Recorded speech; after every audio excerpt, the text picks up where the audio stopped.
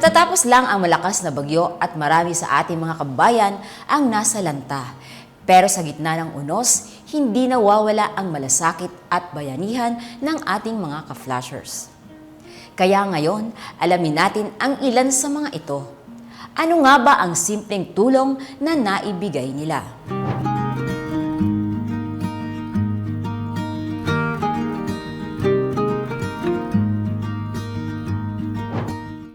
Laking pasasalamat ako sa Panginoong Diyos dahil isa akong kinasangkapan na para maghatid ng mga produkto o ayuda doon sa nasalanta.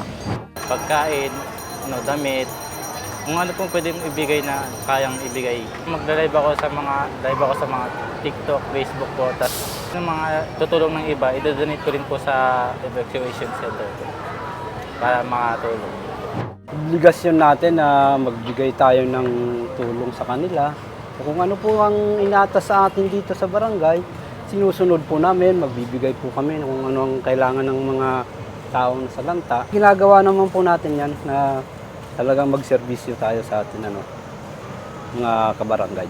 Bilang tagapagluto, ano sa pakiramdam na ikaw isa ka sa nagiging instrumento para makatulong sa mga nasalanta ng bagyo?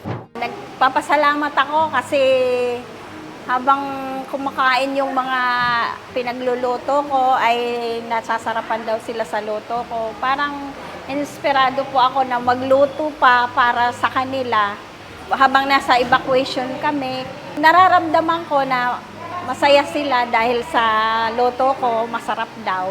Nagpapasalamat ako kasi ako po yung napili ni tatay dito sa Action Center na tagapagluto ng pinapadala doon sa evacuation.